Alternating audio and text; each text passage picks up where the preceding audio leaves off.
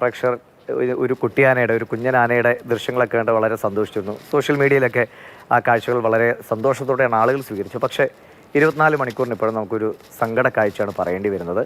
പത്തനംതിട്ട റാന്നിയിൽ നിന്ന് കഴിഞ്ഞ ദിവസം 10-15 ദിവസം മുൻപ് കിട്ടിയ കുട്ടി ആനക്കുഞ്ഞിനെ കോട്ടൂർ ആനപരിപാലന കേന്ദ്രത്തിലേക്ക് വിദഗ്ധ ചികിത്സയ്ക്കായി കൊണ്ടുവരികയായിരുന്നു. പക്ഷേ ആ യാത്രയ്ക്കിടെ കുഞ്ഞനാന ചെരിഞ്ഞു എന്നതാണ് സങ്കടകരമായ വാർത്ത. ഇന്ന് രാവിലെയാണ് സംഭവം ഉണ്ടാകുന്നത്.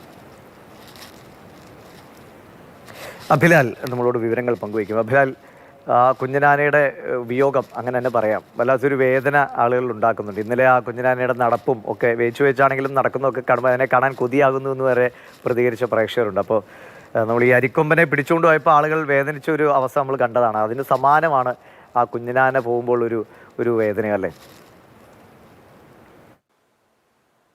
അരിക്കൊമ്പൻ പ്രശ്നങ്ങൾ ഏറെ ഉണ്ടാക്കിയിട്ടുണ്ട് എങ്കിൽ പോലും മയക്കുവെടി വെച്ച് അരിക്കൊമ്പനെ പിടികൂടി വാഹനത്തിൽ കയറ്റി കൊണ്ടുപോയപ്പോൾ ആ ഗ്രാമവാസികൾ പങ്കുവെച്ച സങ്കടമുണ്ട്.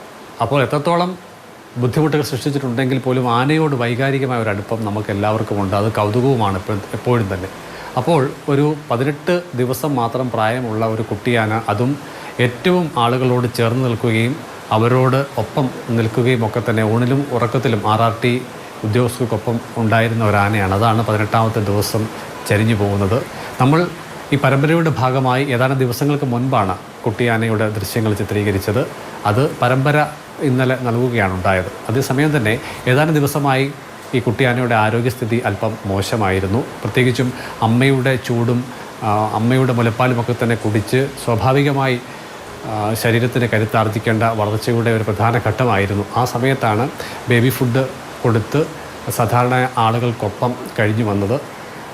എന്തായാലും കഴിഞ്ഞ ഏതാനും ദിവസമായി ആന പൂർണ്ണ കിടപ്പിലായിരുന്നു. രക്ഷപ്പെടുത്താൻ കഴിയുമോ എന്നത് സംബന്ധിച്ച സംശയങ്ങൾ വനംവകുപ്പ് ഉദ്യോഗസ്ഥർ തന്നെ പങ്കുവച്ചിരുന്നു. എന്തായാലും അതിനെ രക്ഷപ്പെടുത്താനുള്ള ഒരു വലിയ ശ്രമങ്ങളൊക്കെ വനംവകുപ്പിൻ്റെ ഭാഗത്തുനിന്ന് നടത്തിയതാണ്. പക്ഷേ അവർക്കതിനെ കാത്തു സൂക്ഷിക്കാൻ കഴിഞ്ഞില്ല.